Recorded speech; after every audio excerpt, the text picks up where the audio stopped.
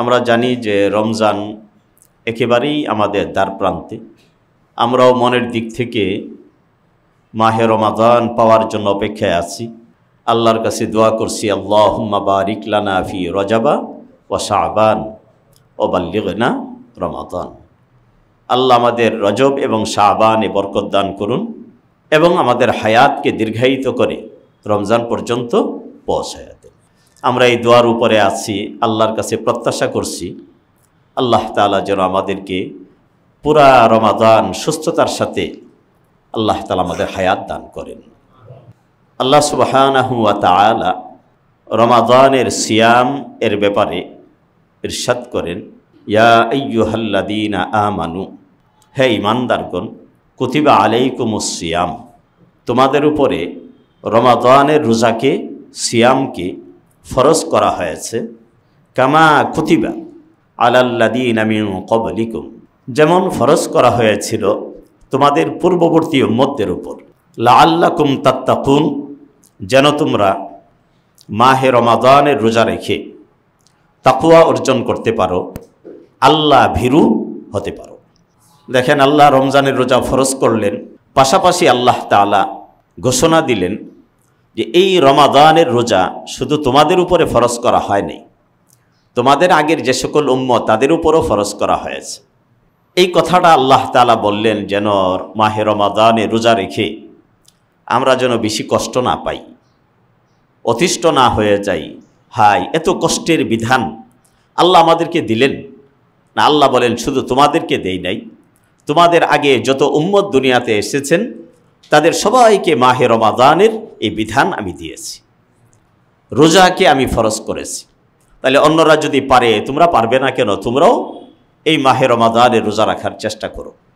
লাআল্লাকুম তাত্তাকুন, এই রোজার মধ্যে আল্লাহ তাআলা তাকওয়া রেখেছেন, পরহেজগারি রেখেছেন, আল্লাহর ভয় ভীতি রেখেছেন। এই প্রসঙ্গে পরে ইনশাল্লাহ বলবো। রাসূল পাক সাল্লাল্লাহু আলাইহি ওয়াসাল্লাম মাহে রমাদানের ব্যাপারে 3টা আমলের কথা এক হাদিসে উল্লেখ করেছেন।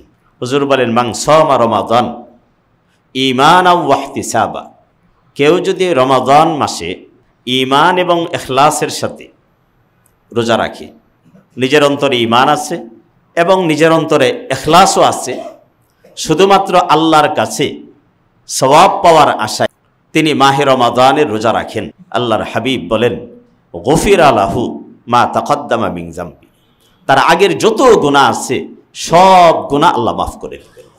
এটা হলো 1 নম্বর। দ্বিতীয়ত হুজুর সাল্লাল্লাহু আলাইহি ওয়াসাল্লাম বলেন, ওমান কামা রমাদানা ঈমানাও ওয়া ইহতিসাবা, কেউ যদি রমাদানের রাত্রিতে ঈমান অবস্থায় আল্লাহর কাছে সওয়াব পাওয়ার আশায়, কাউকে দেখানোর জন্য না, যদি রমাদানের রাতে নফল নামাজ আদায় করে, আল্লাহর হাবিব তারাবির দিকে ইঙ্গিত করেছেন যে অর্থাৎ মাহে রমাদানে কেউ যদি তারাবির সালাত আদায় করে এবং সাথে অন্যান্য নফল ইবাদত করে, গফিরা লাহু মা তাকদ্দামা মিন যামবি, তার পিছনের জীবনের যত গুনাহ আছে আল্লাহ তাআলা মাহে রমাদানের এই ইবাদতের ওসিলায় তার পিছনের জীবনের সব গুনাহ মাফ করে দিবেন। 3 নম্বর, রাসূলুল্লাহ সাল্লাল্লাহু আলাইহি ওয়াসাল্লাম বলেন, ওমান কামা লাইলাতাল কদরি ঈমানাও ওয়া ইহতিসাবা, কেউ যদি মাহে রমাদানের বিশেষ রাত, সকল রাতের মধ্যে সবচেয়ে ফজিলতপূর্ণ রাত এই লাইলাতুল কদরে কেউ যদি দাঁড়ায়া ইবাদত বন্দিগি করে, গফিরা লাহু মা তাকদ্দামা মিন যামবি, আল্লাহ তাআলা তারও পিছনের গুনাহগুলোকে মাফ করে দিবেন। তাহলে দেখেন, এক হাদিসে আল্লাহর হাবিব 3টা আমলের কথা বলে। রমজানের অনেক আমল আছে। 1 নম্বর হলো মাহে রমাদানে তিনি রোজা রাখবেন। যদি শারীরিক বড় ধরনের কোনো সমস্যা না থাকে, গ্যাস্ট্রিক, ডায়াবেটিস, এগুলো কোনো ওজন না। এই সমস্ত ওজনের কারণে আপনি রোজা ভেঙে ফেলবেন, আমার গ্যাস্ট্রিকের সমস্যা, না খাইলে ঝামেলা হয়। আরে গ্যাস্ট্রিক তো হয়েছেই খাইতে খাইতে, বেশি খাওয়ার কারণে, অখাদ্য কুখাদ্য খাওয়ার কারণে তো আমাদের গ্যাস্ট্রিক হয়েছে। তাহলে মাহে রমাদানে এই কুখাদ্যগুলো বর্জন করেন, আল্লাহর উপরে তাওয়াক্কুল করে রোজা রাখেন। বহু মানুষ এরকম আমরা দেখেছি মাহে রমাদানে পেটের সমস্যা থাকে না, অনেক ধরনের রোগ ব্যাধি আল্লাহ তাআলা মাহে রমাদানের ওসিলায় এই রোগ আমাদের শরীর থেকে সরাইয়া দেন। এটা ওজন না। অনেক বৃদ্ধ হয়ে গেছেন, খুব বড় ধরনের অসুস্থতা, এ ধরনের বিষয় ছাড়া আল্লাহ তাআলা যাদেরকে সুস্থতা দিয়েছেন তারা রোজা রাখবেন। আল্লাহ রোজাকে ইখলাসের সাথে রাখলে মাফ করে দিবেন সব গুনাহ পিছনের। রমাদানের কিয়াম, মাগরিবের পরে কিছু নামাজ আদায় করবেন, এশার নামাজের পরে তারাবির নামাজ আদায় করবেন, আবার শেষ রাত্রে কিছু তাহাজ্জুদ এবং কিয়ামুল লাইল আদায় করবেন। আল্লাহ তাআলা তার হাবিবকে তাহাজ্জুদের ব্যাপারে বিশেষভাবে নির্দেশনা দিয়েছেন, অমিনাল লাইলি ফাতাহাজ্জাদ বিহি নাফিলাতাল লাক আসা আন ইয়াবআসাকা রব্বুকা মাকামাম মাহমুদা। হে নবী, আপনি রাতের একটা অংশকে তাহাজ্জুদের জন্য বরাদ্দ করেন। তাহাজ্জুদের আমল করলে আশা করা যায় আল্লাহ তাআলা আপনাকে মকামে মাহমুদ দান করবেন। তাহলে তাহাজ্জুদ দ্বারা যদি আল্লাহর হাবিব মকামে মাহমুদ অর্জন করেন, আমরা যদি তাহাজ্জুদ পড়ি, মকামে মাহমুদে আল্লাহর নবী যে সুপারিশ করবেন আমাদের জন্য সেই সুপারিশের একটা অংশ বরাদ্দ হয়ে যাবে। তাহলে মাহে রমাদানে কিয়াম করা, বেশি বেশি নফল ইবাদত করা, এই আমলটা করা। এখন মাহে রমাদান আসবে, তারপরে আমরা নিয়ত করে ফেললাম মাগরিবের পরেও নফল পড়ব, এশার পরে লম্বা সময় তারাবি পড়ব, আবার তাহাজ্জুদ পড়ব। হঠাৎ করে যদি ইবাদত শুরু হয়ে যায় তাহলে এটা আমাদের জন্য অনেক কষ্টের হবে। এই জন্য শাবান মাস, এটা হলো মাহে রমাদানের প্রস্তুতির মাস। শাবান মাসে আমরা রমজানের কিছু প্রস্তুতি গ্রহণ করব। আমি যে রমাদানে অনেক বেশি নফল ইবাদত করব, হঠাৎ করে একদিন দাঁড়ায় গেলে হবে না। এই জন্য আমরা শাবান মাসেরই কয়টা দিন যেটা আমাদের সামনে আছে, আমরা মাগরিবের পরে আমরা অন্তত 6 রাকাত নামাজ পড়ব। হাদিসে আসছে, কেউ যদি মাগরিবের পরে 6 রাকাত নামাজ পড়েন তাহলে 12 বছর নফল ইবাদতের সওয়াব আল্লাহ তার আমল নামায় দিবেন। তা আমরা এটা চেষ্টা করব, এই আমলটা আমরা করি। এশারের পরে কিছু নামাজ পড়ি, একটু তাহাজ্জুদ পড়ার একটু চেষ্টা করি। মাহে রমাদান কোরআন নাজিলের মাস, এই মাসে আল্লাহ কোরআন নাজিল করেছেন। এখন মাহে রমাদানে আমরা সবাই চেষ্টা করি একটু কোরআন তিলাওয়াত করতে। আপনার হঠাৎ করে কোরআন নিয়ে বসে গেলাম, সারা বছর তিলাওয়াত নাই, মাহে রমাদানে আপনি তিলাওয়াতে মজা পাবেন না।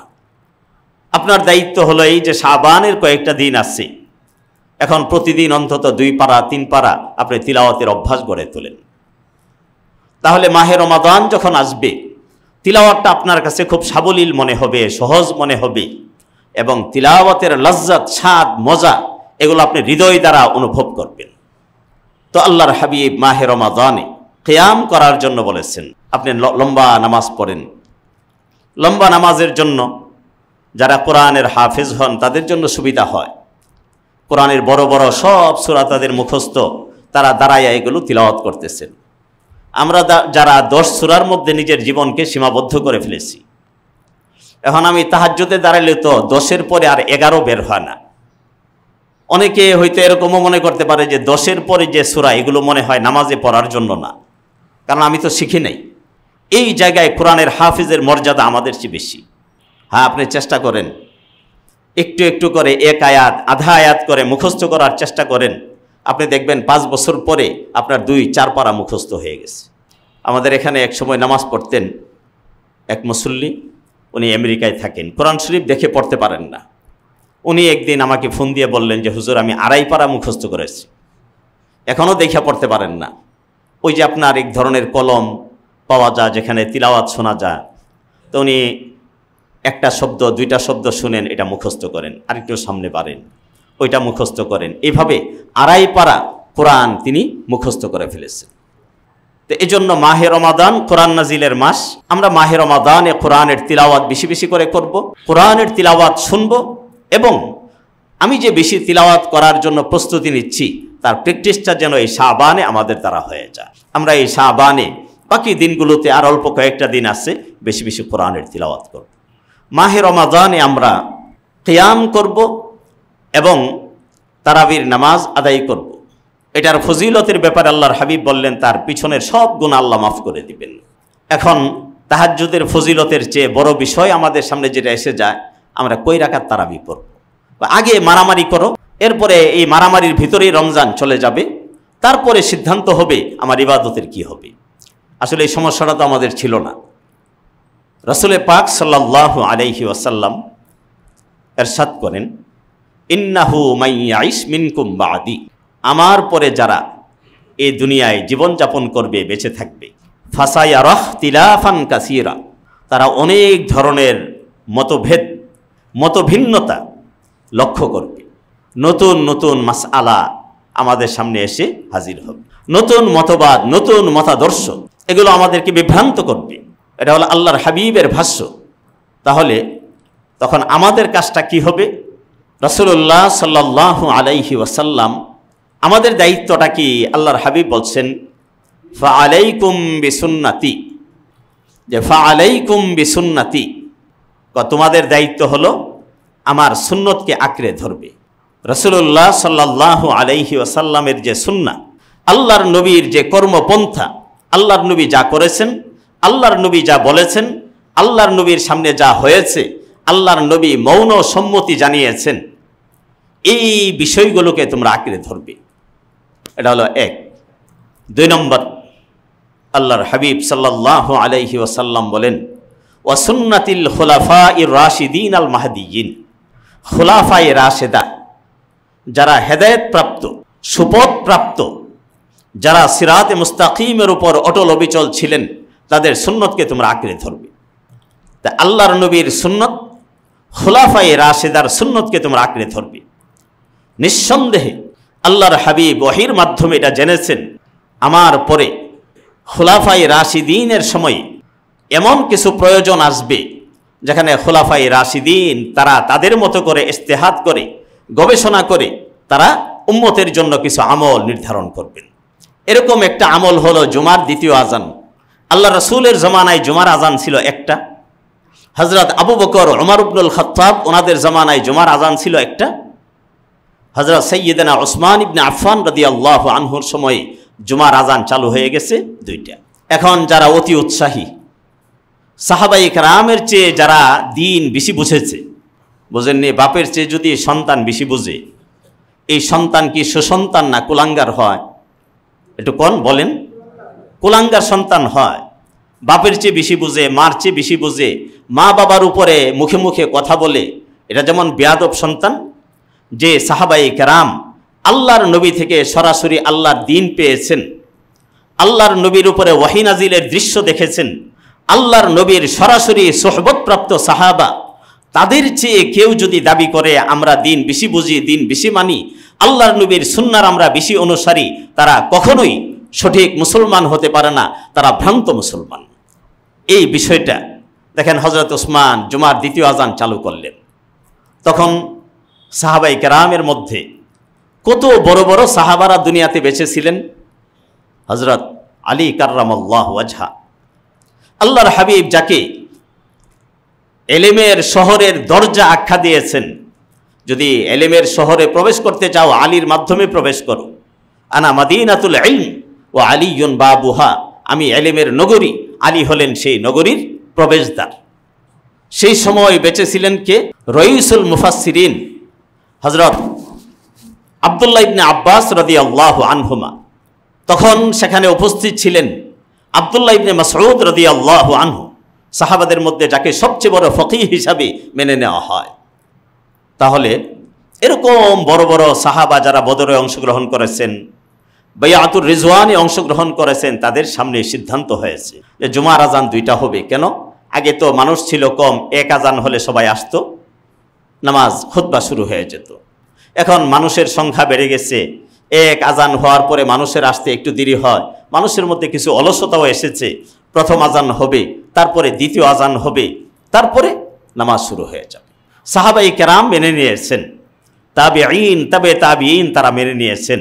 1400 বছর পরে এসে কেউ যদি বলে যে হযরত ওসমান রাদিয়াল্লাহু আনহুর এই আমল বেদাত, এই আমল আল্লাহ রাসূলের জামানায় ছিল না, এই ধরনের কথা যারা বলবে, পরিষ্কার ভাষায় তাদের ব্যাপারে আমরা বলি তারা হলেন সাহাবায়ে কেরামের প্রতি বিদ্বেষ পোষণকারী।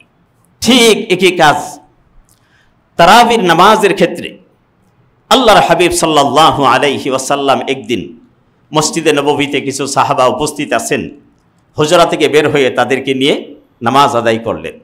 তো যারা সুফাই ছিলেন তারা শরিক হয়েছেন, একেবারে কাছাকাছি যারা ছিলেন তারা এসে আল্লাহর নবীর সাথে শরীক হয়েছেন, সংখ্যাটা ছিল কম, কিন্তু খবর তো ছড়ায় পড়ছে। আরও অনেকে জেনেছেন দ্বিতীয় দিন আরও বেশি সংখ্যক মুসল্লি আল্লাহর নবীর সাথে তারাবির নামাজ আদায় করেছেন। তৃতীয় দিন আরও বেশি মানুষ নামাজ আদায় করেছেন। চতুর্থ দিন তো মসজিদের বাহিরে মানুষ এর এক বিশাল জামাত হয়ে গেছে। কিন্তু আল্লাহর হাবিব ওই দিন আর ঘর থেকে বের হন নাই, ঘরেই ছিলেন, ঘরে ইবাদত বন্দিগি করতেছিলেন। ফজরের সময় এসেছেন, সাহাবায়ে কেরামকে বললেন যে তোমরা তো আজকে নামাজের অপেক্ষা করছিলে, তোমাদের এই অপেক্ষার বিষয়টা আমি জানি, আমি অবগত আছি, কিন্তু আমার ভয় হচ্ছিল এভাবে যদি চলতে থাকে আল্লাহ তাআলা তারাবির এই নামাজকে তোমাদের উপরে ফরজ করে দিবেন, ফরজ করে দিলে এটা আদায় করা তোমাদের জন্য অনেক কষ্টের বিষয় হয়ে যাবে। এই ঘটনা বুখারী শরীফে আসছে। তারাবির ব্যাপারে আল্লাহর নবী থেকে শুধু এতটুকু বর্ণনা পাওয়া যায় যে আল্লাহর নবী 3 দিন এরকম তারাবির নামাজ সাহাবাদেরকে নিয়ে জামাতের সাথে আদায় করেছেন। তারপরে কেন আদায় করেন নাই আল্লাহর নবী কারণও বলেছেন, আমার আশঙ্কা হচ্ছে যে এটা তোমাদের উপরে ফরজ হয়ে যেতে পারে, তোমাদের জন্য কষ্টের বিষয় হয়ে যাবে। আল্লাহর হাবিবের যখন ওফাত হয়ে গেল, এখন নতুন করে তারাবির নামাজ ফরজ হওয়ার আর কোনো সম্ভাবনা নাই। কারণ কোনো কিছু ফরজ হওয়া না হওয়া এটা সরাসরি ওয়াহির সাথে সম্পৃক্ত। যেহেতু আল্লাহর নবী দুনিয়াতে নাই, তাহলে এখন নতুন করে তারাবির নামাজ ফরজ হওয়ারও কোনো সুযোগ নেই। এই জন্য আল্লাহর হাবিবের পরে হজরত আবু বকর সিদ্দিকের জামানায়, আল্লাহ রাসূলের জামানায় যেভাবে তারাবি চলছে এভাবেই চলতেছিল। হজরত ওমর ইবনুল খাত্তাব রাদিয়াল্লাহু আনহুর জামানায় এসে তারাবির নামাজের একটা পরিবর্তন এসেছে। এই পরিবর্তনটা বলার আগে ওই হাদিসটা বলি যে আল্লাহর হাবিব যে বলছেন যে তোমরা খুলাফায়ে রাশেদার সুন্নতকে আঁকড়ে ধরো। খুলাফায়ে রাশেদা কারা? আল্লাহর হাবিব সাল্লাল্লাহু আলাইহি ওয়াসাল্লাম বলেছেন, আমার পরে খেলাফত দুনিয়াতে টিকে থাকবে 30 বছর। তারপরে এই খেলাফত আর এটা খেলাফত থাকবে না, এবং এটা আমার মানহাজ, আমার তরিকায় খেলাফত থাকবে না। এই জন্য বলা হয় খেলাফতে রাশেদার যুগ হলো 30 বছর। আমরা যখন সেই ইতিহাস দেখি, হজরত আবু বকর, ওমর, উসমান, আলী, হজরত আলী যেদিন ইন্তেকাল করেছেন ওই দিন এই খেলাফতের 30 বছর পূর্ণ হয়ে গেছে। তাহলে এই হিসাবে এই যে 4 খলিফা, এই 4 খলিফার সময়টাকে বলা হয় খেলাফতে রাশেদা, এর সময়কাল। হজরত ওমর ইবনুল খাত্তাব সেই খুলাফায়ে রাশিদিনের দ্বিতীয় খলিফা, যার ব্যাপারে আল্লাহর নবী অনেক বেশি ফজিলতের কথা বর্ণনা করেছেন। বলছেন, আমার ওমর যে রাস্তা দিয়ে যায় শয়তান ওই রাস্তা দিয়ে চলতে ভয় পায়। আমার ওমরকে শয়তান এতটা ভয় পায় যে ওমর যে রাস্তা দিয়ে চলবে শয়তান ওই রাস্তা দিয়ে আসে না। একদিন আল্লাহর হাবিব স্বপ্ন দেখেন যে কিছু লোক আল্লাহর রসুলের সাথে সাক্ষাতের জন্য আসছে। কারো কাপড় বুক পর্যন্ত, কারো নাভি পর্যন্ত, কারো হাঁটু পর্যন্ত, কারো হাঁটুর চেয়ে একটু নিচে। কিন্তু হজরত ওমর ইবনুল খাত্তাব আসছেন, ওনার কাপড়টা এত লম্বা এটা মাটিতে হিসড়াইতেছে। অনেক লম্বা কাপড় পরে হজরত ওমর আসছেন। সাহাবাই কেরাম বললেন, ইয়া রাসূলুল্লাহ ফামা আউয়ালতা, আপনি এই স্বপ্নের কি ব্যাখ্যা করলেন? হজরত রাসূল পাক সাল্লাল্লাহু আলাইহি ওয়াসাল্লাম ওমর ইবনুল খাত্তাবের ব্যাপারে বলেন যে এটার ব্যাখ্যা হলো যে আল্লাহ তাআলা হজরত ওমরকে অনেক বেশি ইলম দান করবেন, অনেক বেশি আল্লাহ ভীতি পরহেজগারি দান করবেন।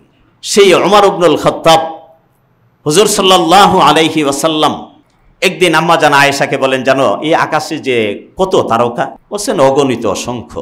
এই যে অগণিত অসংখ্য তারকারাজি, এই পরিমাণ সওয়াব কার আমলনামায় আছে? আম্মা জান আয়েশা বলেন, আমি তো মনে মনে ভাবছি এটা তো আমার আব্বা জান আবু বকর সিদ্দিকের হবে। হযরত আয়েশা রাদিয়াল্লাহু আনহা আল্লাহ রাসূল থেকে জবাবটা শোনার অপেক্ষায় ছিলেন। তিনি বললেন, এটা তো আমার বাবা আবু বকরের। বলছেন, না, এই যে আকাশে যত তারকা দেখো, যা কিয়ামত পর্যন্ত কেউ গুণে শেষ করতে পারবে না, এত কোটি কোটি তারকা, এত বেশি আমল আল্লাহ তাআলা আমার উমরের আমল নামায় জমা করেছেন। আর হযরত আবু বকরের বিষয়টা সব অনুমানের ঊর্ধ্বে। তো সেই ওমর রাদিয়াল্লাহু আনহুমা উনি একদিন মসজিদে নববীতে গেলেন। উনি গিয়ে দেখেন এই কোনায় 4 জন, ওই কোনায় 3 জন, ওই পিছনে 4 জন, ওই দিকে 6 জন, তারা এরকম বিভিন্ন জামাতে তারাবির নামাজ আদায় করতেছেন।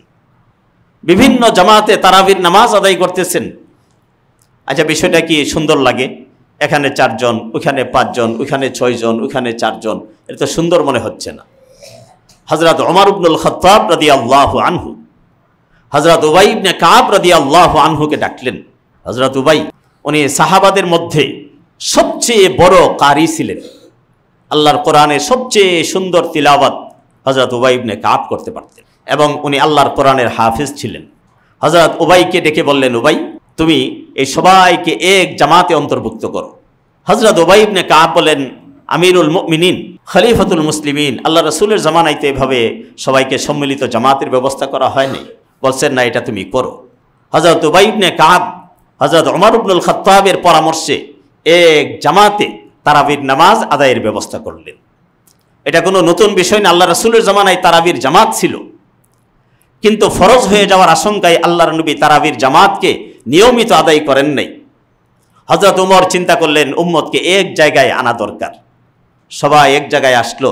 হযরত উবাই ইবনে কাব রাদিয়াল্লাহু আনহু তাদেরকে নিয়ে 20 রাকাত তারাবির জামাত চালু করলেন এবং এই জামাত এখনো পর্যন্ত অব্যাহত আছে। এই প্রসঙ্গে হযরত ওমর ইবনুল খাত্তাবের এই আমলের ব্যাপারে একটা হাদিস আপনাদেরকে শোনাই। ইয়াজিদ ইবনে হুসাইফা রাদিয়াল্লাহু আনহু তিনি বলেন, কানু ইয়াকুমুনা আলা আহদি ওমর ইবনুল খাত্তাব রাদিয়াল্লাহু আনহু ফি শাহরি রমাদান বিল 20 রাকাত। হযরত ওমর ইবনুল খাত্তাবের জামানায় তারা 20 রাকাত নামাজের জন্য দাঁড়াতেন। তারা মানে কারা? সাহাবায়ে কেরাম, তারা তাবিঈন। তখন দুই ধরনের মানুষ দুনিয়াতে ছিলেন, একদল যারা ছিলেন সাহাবা, আরেক দল ছিলেন যারা ছিলেন তাবিঈ। এই দুই দল মানুষ হযরত ওমর ইবনুল খাত্তাবের জামানায় 20 রাকাত তারাবির জন্য দাঁড়াইতেন। ওয়া কানু ইয়াকরাউনা বিল মিইন, এবং 100 আয়াত বিশিষ্ট সূরা তারা নামাজে পড়তেন, মানে বড় বড় সূরা পড়তেন। এরকম সূরা যে একটা সূরার মধ্যে অন্তত 100 আয়াত বা তার চেয়ে বেশি আয়াত আছে। লম্বা সময় তারাবির নামাজ পড়তেন।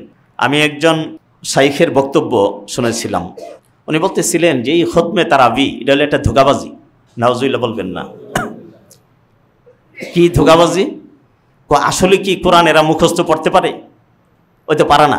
ওই যেখান থেকে যখন যেখান থেকে মনে চায় সেখান থেকে পড়ে, পিছনে যারা আছে তারা কিছু বোঝে না, সুতরাং মনে করে যে আসলে খতম হইতেছে, আসলে কোনো খতম হয় না। ঘটনাটা কি জানেন? আমরা এগুলো সবাই জানেন, তাও বোঝার জন্য বলছি। এক লোক সারা রাত চুরি করছে, গ্রাম দেশে শীত কাইটা চুরি করে। তো চুরি করলে তো শরীরে মাটি ভরে, তার শরীরে যদি মাটি দেখা যায় তো মানুষ তো তারে ধরবে যে এই বেটা, তোর শরীরে তো আমার ঘরের মাটি দেখা যাইতেছে, তুই আমার ঘরে কালকে শীত কেটেছিলি।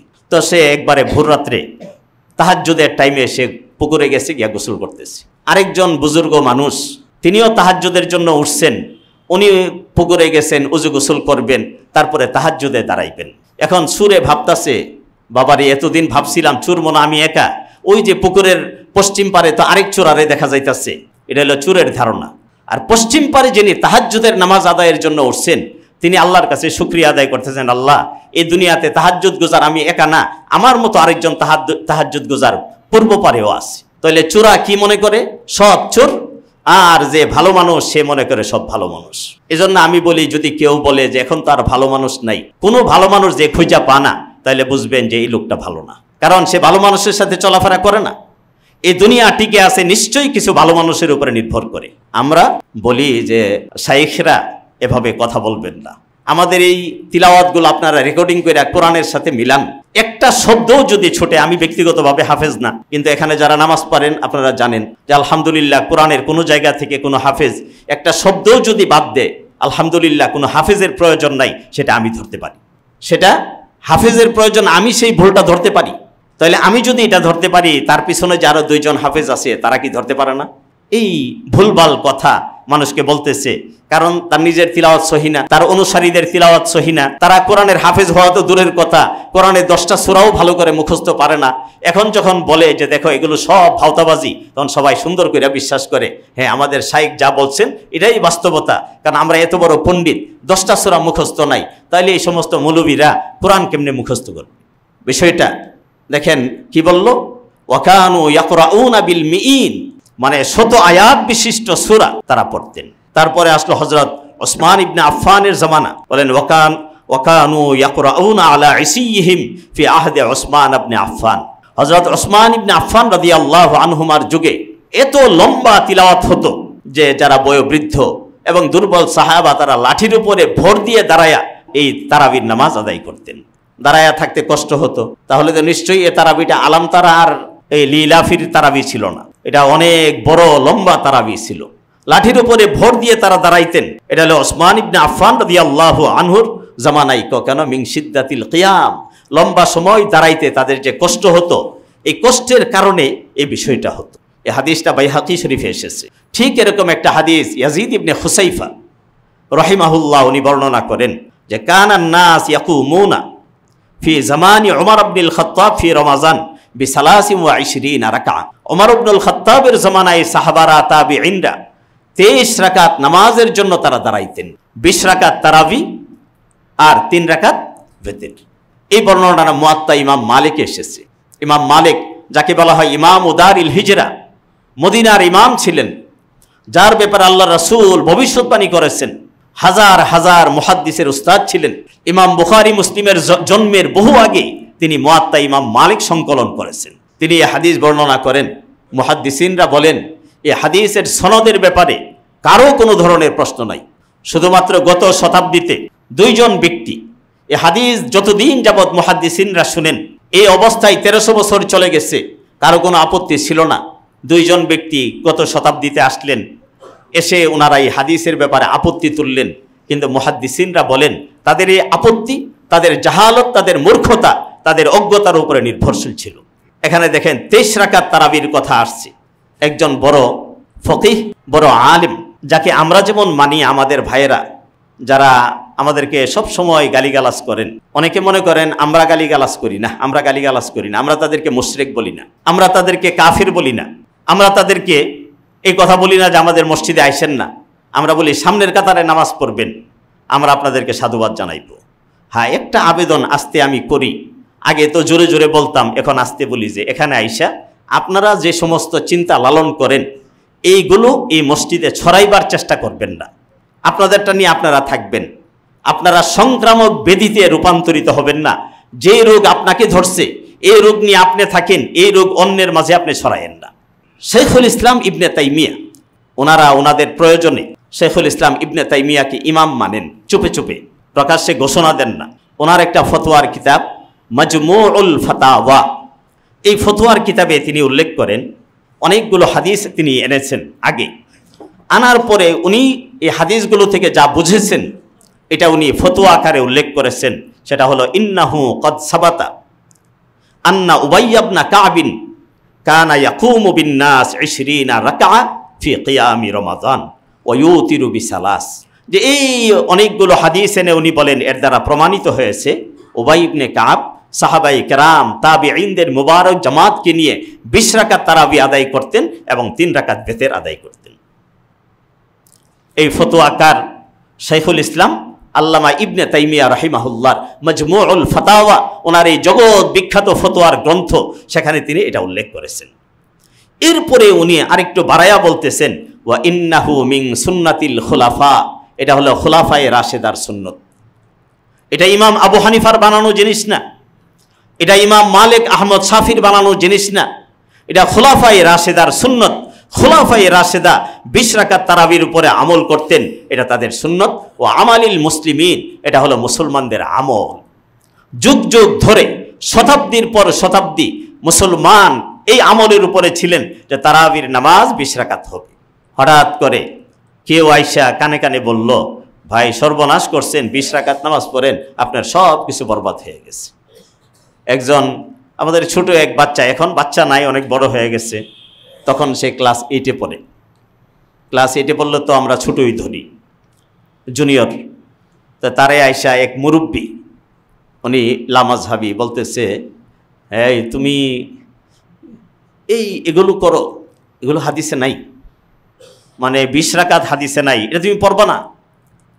আচ্ছা বলেন তো, এটা যদি বলে, এই খবরটা যদি আমার কাছে আসে, তাহলে আমার কি এটা বলতে হবে না যে না তারাবি 20 রাকাতই হবে, তোমার 8 রাকাতের দাওয়াত এই মসজিদে চলবে না, তুমি তোমার আলামিন মসজিদে গিয়া সারাদিন দাওয়াত দাও। আমরা তো আলামিন মসজিদে যাই না। আমি যদি আলামিন মসজিদে গিয়া বৈশা বৈশা বলি যে আপনারা 8 রাকাত পড়েন, 20 রাকাত পড়েন, 8 রাকাত বাদ দেন, তাহলে তারা বলবে আপনি কেন ফিতনা করতে আসছেন। আমার মসজিদে আইসা যদি তারা বলে আপনারা 8 রাকাত পড়েন, 20 রাকাত বাদ দেন, আমি যদি বলি তোমরা ফিতনা করতে আসছো, এটা কি আমার খারাপ কিছু হয়ে গেল? এটা আমার বলা দায়িত্ব নাকি না বলা আমি চুপ থাকবো বলেন? জি। আপনারা যদি আমাকে সঙ্গ দেন, আমাকে সাহস যোগান, মনে রাখবেন এই মুসল্লিরা হইল ইমাম খতিবের বড় শক্তির জায়গা। আপনারা যদি আমার হক কথার সঙ্গ দেন তাহলে আমি হক কথা বলতে সাহস পাব। আর আপনারা যদি আমাকে হক কথা বলার সঙ্গ না দেন তাহলে আপনারা হক কথা শোনা থেকে বঞ্চিত থাকবেন। হ্যাঁ, আমি যদি কোনো অন্যায় কথা বলি, কোরআন এবং হাদিসের বাহিরের কথা বলি, আমি বলবো আপনারা আমার প্রতিবাদ করবেন, আমার কণ্ঠ আপনারা চিপে ধরবেন, আমার জিহ্বাটা আপনারা কেটে দিবেন। যদি আমি কোরআন এবং সুন্নাহর বাহিরে কথা বলি, চেষ্টা করি যে কথাগুলো যেন কোরআন এবং হাদিস থেকে আসে। কারো প্রতি কোনো ধরনের বিদ্বেষ, অন্তরে আল্লাহর কসম লালন করি না। ব্যক্তিগত কারণে কারো প্রতি কোনো বিদ্বেষ নাই, কারো প্রতি কোনো ঘৃণা নাই। যদি কারো প্রতি কোনো মনের কষ্ট থাকে, এটা আল্লাহর দ্বীনের জন্য, অন্য কোনো কিছুর জন্য না। তাহলে দেখেন, এটা গেল হযরত শাইখুল ইসলাম আল্লামা ইবনে তাইমিয়ার ফতোয়া। হযরত আলী কাররামাল্লাহু ওয়াজহার আমলটা কি ছিল? উনিও সাহাবাদের তারাবির জন্য ইমাম নিয়োগ করছেন। এই বর্ণনা আপনার বাইহাকিতে আসছে যে ইউসাল্লি বিন্নাস 20 রাকা, ইমাম বানাইছেন, ইমাম তাদেরকে নিয়ে 20 রাকাত তারাবি পড়ছেন। ওয়াকানা আলিয়ুন ইউতিরু বিহিম, তারপরে হযরত আলী নিজে বেতেরের ইমামতি করেছেন। তিনি বেতেরের ইমামতি করেছেন, তার ইমামতিতে এটা পরিপূর্ণ হয়েছে। এরপরের যে বিষয়টা, তারাবির এই নামাজটা 20 রাকাত চালু হয়েছে, জামাত চালু হয়েছে, এটা উম্মতের ইজমার ভিত্তিতে। এই প্রসঙ্গে হযরত আতা ইবনে আবি রবাহ, বড় তাবিঈ, উনি হযরত আলী কাররামাল্লাহু ওয়াজহার আমল ইত্যাদি সব কিছুকে সামনে রেখে উনি বলেন, আদরাকতুন নাস ওহুম ইউসাল্লুনা 23 রাকা। আমি মানুষকে পেয়েছি, মানুষ মানে কি? সাহাবা। মানুষ মানে তাবিঈ। আমি সাহাবায়ে কেরামকে দেখেছি, আমি তাবিঈনকে দেখেছি, তারা 20 রাকাত তারাবি পড়ে এবং সাথে 3 রাকাত বেতের পড়ে। এই বক্তব্যটা মুসান্নাফে ইবনে আবি শাইবাতে এসেছে। যে মুসান্নাফে ইবনে আবি শাইবার লেখক, গ্রন্থকার, এই হাদিস যিনি সংকলন করেছেন, তিনি সরাসরি ইমাম বুখারী রহমাতুল্লাহ আলাইহির উস্তাদ ছিলেন। তাহলে এখন আপনি আসেন, 23 রাকাত, 20 রাকাত তারাবি আর 3 রাকাত হলো বেতের। এখন এই বিষয়ে উম্মতের ইজমা হয়ে গেছে। ইবনে তাইমিয়া বলেন, হযরত উমর ইবনুল খাত্তাব এই তারাবির ব্যবস্থা করলেন, তখন মুহাজিররা ছিলেন, আনসাররা ছিলেন। ওয়ালাম ইউনকিরহু মুনকিরুন, কেউ কোনো বাধা দেন নাই, কেউ বলেন নাই যে না এই কাজটা সুন্নত পরিপন্থী। এটাও উনি মাজমুউল ফাতাওয়াতে উল্লেখ করেছেন। এখন আপনি আসেন, আপনার সাহাবাদের ব্যাপারে আমাদের ধারণা কি? যে আল্লাহর নবীর সুন্নতের খেলাফ কোনো আমল চালু হয়ে যাবে আর সাহাবায়ে কেরাম চুপচাপ বসে শুনবে, এটা কোনোদিন হতে পারে না। কারণ আল্লাহ তাআলা সাহাবায়ে কেরামকে এমন মজবুত ঈমান দান করেছেন, কে খলিফাতুল মুসলিমিন আর কে সাধারণ মুসলমান, এগুলো দেখার সময় তাদের হাতে ছিল না। যখনই অন্যায় তখনই বাধা, যখনই অন্যায় তখনই বাধা। এটাই ছিল সাহাবায়ে কেরামের ঈমানের অবস্থা। এখন তারা বুখারী শরীফের একটা হাদিস দিয়া দলিল দেন, 8 রাকাতের বেশি পড়তেন না, রমজানেও না, রমজানের বাইরেও না। তা আমরা কই রমজানের বাহিরে কি তারাবি আছে? কি রমজানের বাহিরে তারাবি আছে? তাহলে রমজানের বাহিরে যদি তারাবি না থাকে তাহলে এই হাদিস তো তারাবিন না। তারা বলে যে এটা রমজানে এসে তারাবি হয়ে যা, রমজানের পরে গিয়া এটা কিয়ামুল লাইল হয়ে যা। আমরা কই যে এই নামাজ যে এত গিরগিটির মতো রং পরিবর্তন করতে পারে, এর সপক্ষে আপনাদের কোনো প্রমাণ আছে? যে রমজানে এসে কিয়ামুল লাইল হবে, এটাই রমজানের পরে গিয়ে রমজানে এসে তারাবি হবে, রমজানের পরে কিয়ামুল লাইল হয়ে যাবে, এর সপক্ষে কোনো প্রমাণ তারা আজও পর্যন্ত দিতে পারে নাই। এর চেয়ে বড় বিষয়, ওমর ইবনুল খাত্তাব রাদিয়াল্লাহু আনহু যখন তারাবির 20 রাকাত জামাত চালু করেন, তখন মসজিদে নববীর সাথে আম্মাজান আয়েশা রাদিয়াল্লাহু আনহার হুজরা ছিল, যিনি বুখারীর 8 রাকাতের হাদিস বর্ণনা করেছেন। ওই হুজরাতে বসে বসে আম্মাজান আয়েশা সেই 20 রাকাতের জামাত দেখতেন। 57 হিজরি পর্যন্ত 20 রাকাতের জামাত তিনি দুনিয়াতে দেখলেন, তারপরে দুনিয়া থেকে বিদায় হইলেন। এই সময়ের ভিতরে হযরত আম্মাজান আয়েশা রাদিয়াল্লাহু আনহা একবারের জন্য বলেন নাই, ওমর তুমি 20 রাকাতের তারাবি চালু করছো, আল্লাহর রাসূল তো আমাকে 8 রাকাতের কথা বলে গেছেন। এই কথা হযরত আয়েশা বলেন নাই। কেন বলেন নাই? হযরত আয়েশা জানেন আল্লাহর হাবিবি 8 রাকাতের কথা এটা কিয়ামুল লাইলের ব্যাপারে বলেছেন, তাহাজ্জুদের ব্যাপারে বলেন নাই। এজন্য আম্মাজান আয়েশা আল্লাহর নবীর হাদিসকে সেখানে প্রমাণ হিসাবে উপস্থাপন করেন নাই। এজন্য আপনাদের কাছে খুব বিনীত অনুরোধ থাকবে যে আপনার মাহে রমাদানে আপনারা 20 রাকাত তারাবি পড়বেন ইনশাআল্লাহ। রাজি আছেন তো? আল্লাহ তাআলা আমাদেরকে কবুল করুন। আরেকটা বিষয় মনে রাখবেন, 20 রাকাত তারাবি যদি পড়েন তাহলে আপনার কি হবে, পুরা 30 পারা কোরআন হাফেজের জবান থেকে বিশুদ্ধভাবে নির্ভুলভাবে আপনি শুনতে পারবেন। আমাদের অনেকেরই তো তিলাওয়াত সহি না, এটাই তো বাস্তবতা। কোরআনের হাফেজের কণ্ঠ থেকে সুন্দর করে শুনবেন। যদি 20 রাকাত পড়েন এই ফজিলতটা আপনি অর্জন করবেন। 1। 2 নম্বর বিষয়, একটা সেজদার দাম কত? আল্লাহর হাবিব বলেন, খায়রুম মিনাদ দুনিয়া ওয়া মা ফিহা। দুনিয়া এবং দুনিয়ার ভিতরে যা আছে সব কিছু একদিকে, একটা সেজদা একদিকে, একটা সেজদার দাম বেশি। নফল নামাজের তো কোনো সীমা নাই। তারাবির ব্যাপারে 36 রাকাতের পর্যন্ত বর্ণনা আছে, তা আমরা তো সেটা পারি না, আমরা 20 রাকাত পড়ি। তাহলে আপনার এই যে অতিরিক্ত 12 রাকাত পড়লেন, 24টা সেজদা দিলেন, 12টা রুকু দিলেন, তারপরে আপনার সেখানে লম্বা কোরআনের তিলাওয়াত শুনলেন, এটা এই ফজিলত থেকে আপনি নিজেকে মাহরুম করবেন না, এটা থেকে আপনি মাহরুম করবেন না।